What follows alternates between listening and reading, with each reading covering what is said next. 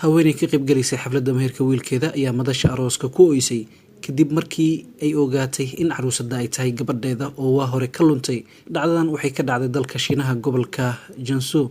hooyada markay timid goobta waxay fiirisay gabadha, waxay ula ekaatay gabadh ka maqnayd. si shakigu uga baxo, waalidkeed ayay weydiisay inay dhaleen gabadha iyo inay soo korsadeen kaliya.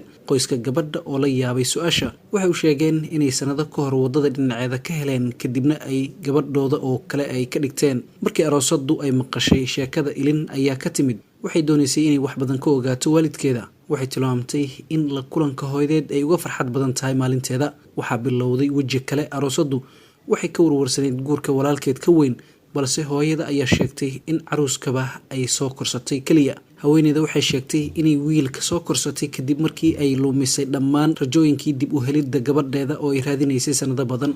waxay intaa ku dartay in guurka lamanaha aysan dhibaato ku imaaneyn, sababtoo ah walaalo ma aha. waxaa lasii dhammaystiray xafladii meherka iyadoo qoyska cusub loo rajeeyay wanaag.